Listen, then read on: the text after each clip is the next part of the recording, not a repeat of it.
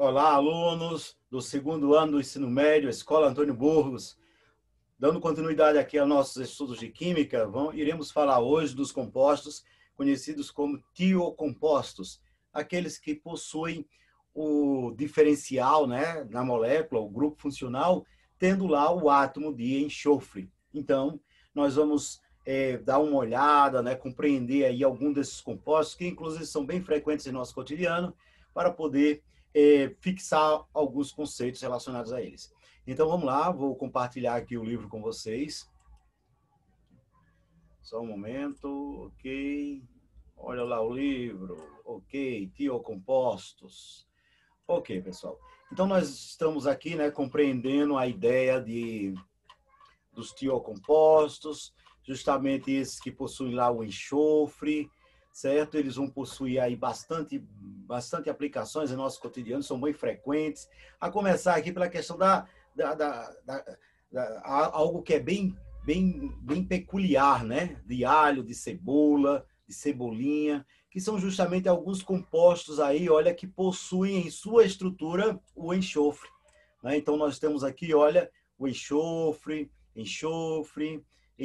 aqui, ó, formando uma estrutura também com enxofre. E aí, então, eles são bem presentes, né, na natureza, são bem frequentes em nosso cotidiano, e é isso que nós vamos dar uma olhada agora. Veja, como o enxofre ele é da família dos calcogênios, família 16, possui, no caso, da mesma forma que o oxigênio, ele vai possuir 6 elétrons na última camada, fazendo assim duas ligações. Então, nós vamos ter uma semelhança muito grande, né, entre os compostos que possuem o enxofre com as funções oxigenadas. Então, esse conjunto, né, de funções aqui, ó, né, então nós vamos ter, por exemplo, aqui, ó, olhando as funções oxigenadas, o álcool, aí na analogia nós vamos ter o tiol. No éter, aí nós vamos ter o sulfeto, ou seja, enquanto o éter tem o oxigênio entre carbonos, no sulfeto eu terei quem entre carbonos? O enxofre. Fazendo, lógico, né, a mesma quantidade de ligações, visto que eles possuem a mesma quantidade de elétrons na última camada, né, na camada de valência. Peróxido, né, o número de oxidação lá é igual a -1, né, nos peróxidos. Então, se você for calcular o número de oxidação aqui, ó, desses oxigênios, o número de oxidação vai ser igual a -1. Tá? E do mesmo jeito você tem essa mesma relação em relação aos disulfetos. Ó, aqui, ó, eu tenho lá os dois, né, do mesmo jeito que eu tenho no peróxido, os dois oxigênios ligados entre si, ó, e aqui eu vou ter os dois enxofres ligados entre si, né, são chamados disulfetos. Aí eu tenho lá os tioaldeídos, né, já reparou que essa história do tio, ele envolve a presença do enxofre, né? Então eu tenho o aldeído, terei o tioaldeído, tenho cetona, o tiocetona, né? Os ácidos carboxílicos, ácidos tiocarboxílicos. Olha lá, tá vendo? Ó? Então, aquela carbonila, em vez de ser constituída, né, em vez de eu ter a carbonila, eu tenho uma estrutura muito parecida com a carbonila, mas no lugar do oxigênio, o que é que entra? Entra um enxofre. Então, aqui eu tenho, né, também, ó, o ácido ditiocarboxílico, ou seja, agora entrou onde tinha oxigênio no ácido carboxílico, foi substituído por átomo de enxofre. Ok, o éter, aí eu terei lá a questão do tioéster, terei lá a questão do tioéster e o ditioéster, ou seja, eu tenho a possibilidade de ter um oxigênio substituído por um enxofre ou os dois oxigênios substituídos por um enxofre. Do mesmo jeito, é possível ter lá na questão da amida, né? Ó, amida, aqui eu tenho uma tioamida, sai o oxigênio, entra o equivalente a ele em quantidade de ligações, o enxofre, que faz duas ligações também. Está lá, ó, tioamida. Ácido sulfônico, muito frequente, né? muito presente aí em nosso cotidiano. E aí nós temos justamente, olha lá, esse grupo, né? Esse grupo SO3H, é ele que corresponde ao grupamento sulfônico, que vai caracterizar o ácido sulfônico. Bem, Veja que há uma diversidade muito grande, né, de compostos orgânicos. Vê só com essa participação do enxofre, essa chegada do enxofre, olha quanto nós tivemos de diversidade aqui em relação aos compostos orgânicos, né? Em relação aos compostos que possuem lá cadeias carbônicas também.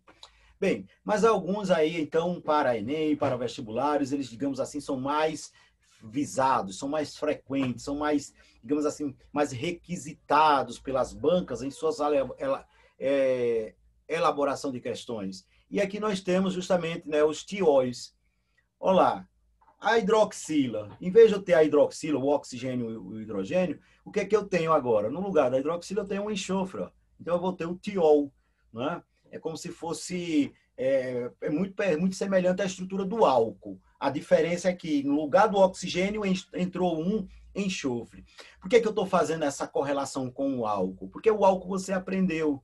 Né? Então, você liga ali com aquilo que você já sabe. Então, ó, etanotiol tá lá, porque, olha lá, 2 carbonos, né? Já vai observando a estrutura do nome, porque não vai mudar muito nas regras, né? Olha lá, butano 1 tiol, quantos carbonos? 1, 2, 3, 4. 1 tiol, quer dizer que eu tenho esse grupamento enxofre-hidrogênio lá no carbono 1. Começo a contar a partir desse grupo funcional, né? No caso aqui, ó, ele está, né, como é 2 carbonos, em qualquer um dos carbonos que o enxofre tivesse ligado, seria o carbono 1, por isso que é facultativa a colocação aí. Né? Aí o 2-metilpropano 2-tiol, que esse composto aqui, ó, ele é muito utilizado, né, na questão aí, ó, os tióis mais usados pela indústria como, né, os tióis mais usados pela indústria como odorizantes do gás natural ou do gás liquefeito de petróleo, GLP, né, são o etanotiol, olha lá, o butano 1-tiol e o 2-metilpropano 2-tiol. Está ele aqui a fórmula dele. Ah, como assim, professor? Odorizantes. Bem, é a questão, por exemplo, do cheiro, né? Então, o gás de cozinha, o propano, a mistura lá de propano e butano, ela em si não tem odor. Então, é perigoso trabalhar com uma substância dessa sem odor, por quê? Porque em vazamentos você não tem como saber ali do vazamento e consequentemente, ficará mais fácil de ocorrer acidentes. Aí, então, faz-se necessário o quê?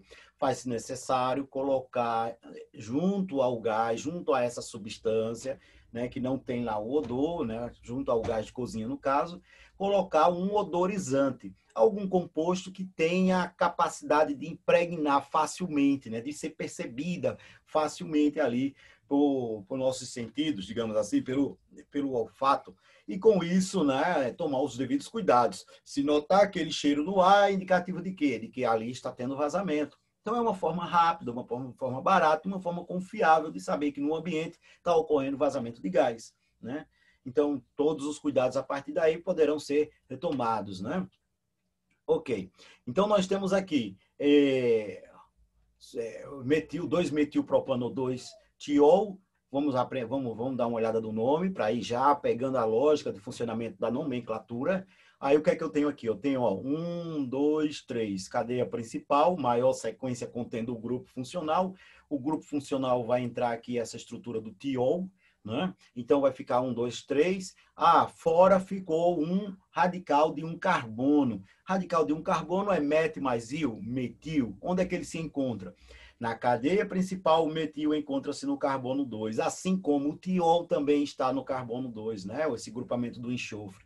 Aí, na hora da colocação do nome, 2-metilpropano 2-triol. Perfeito, ok. Né? E aqui nós temos, né,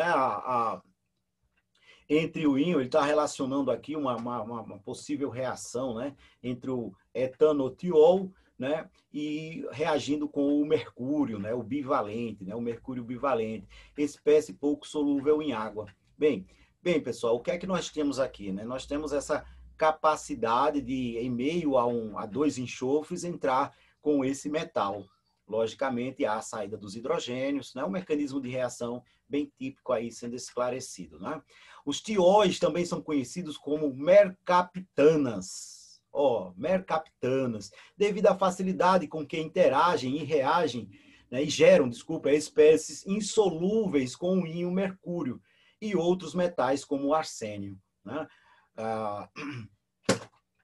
Agora, e no tocante a esse termo mercaptana, né, aí o PAC ela está cada vez mais não recomendando a utilização desse termo.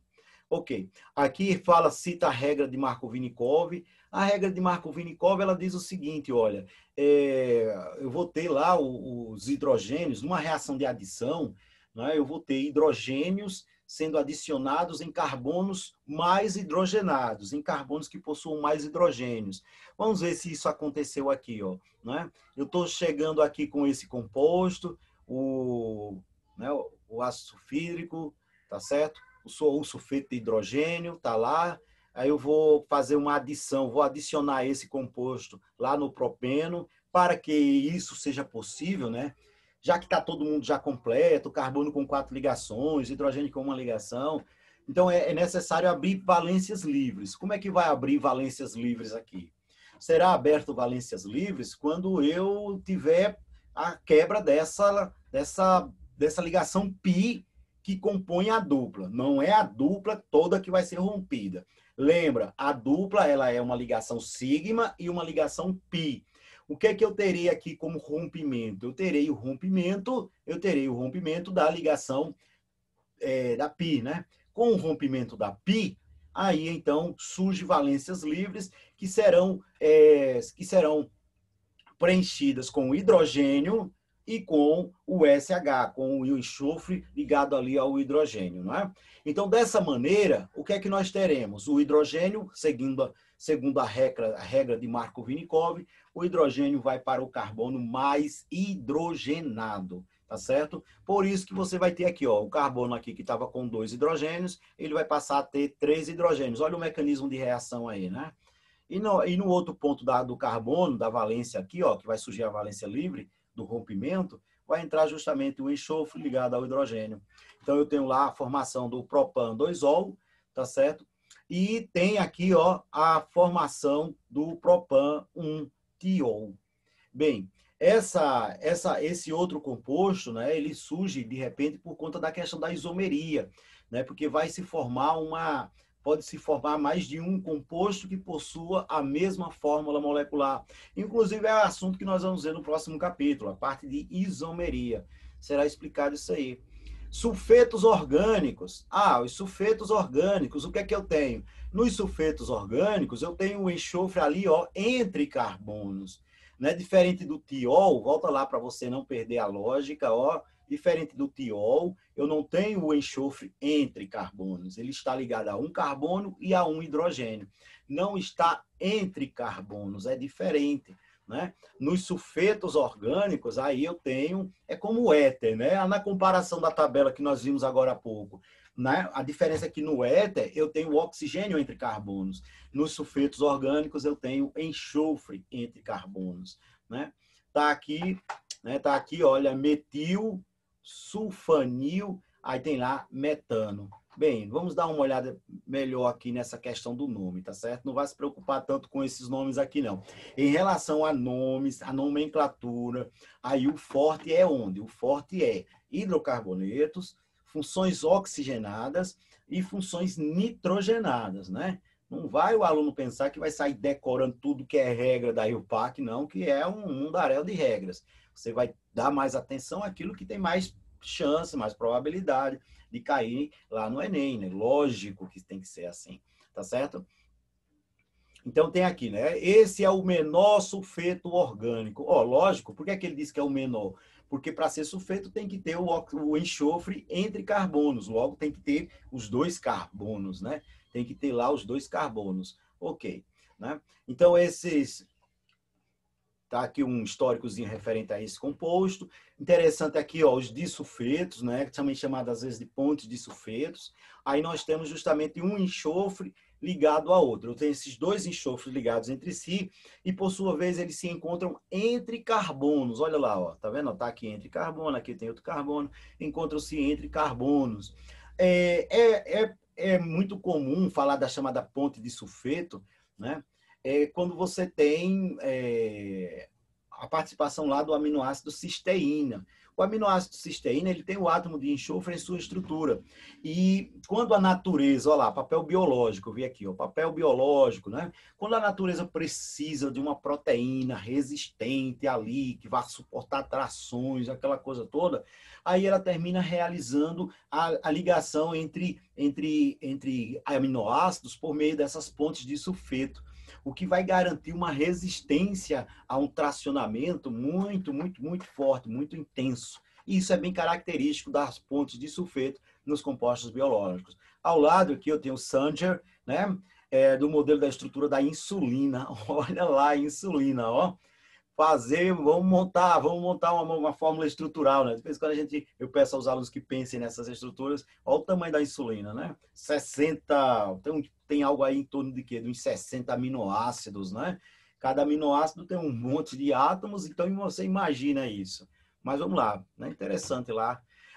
Em 1958, ele foi agraciado pela primeira vez, né? Está lá o de Química, né? O Prêmio Nobel de Química, por seu trabalho sobre a estrutura de proteínas. E aí, como eu falei, por que está falando de proteínas aqui em relação aos disulfetos? Por conta dessa possibilidade de ligações entre esses átomos de enxofre pertencentes ao aminoácido cisteína. Tá certo? Olha aqui, ó. Falou aqui o nome dele, olha a fórmula dele aqui, ó, né? Ponto de sulfeto entre dois aminoácidos cisteínas. Ok. Muito bem.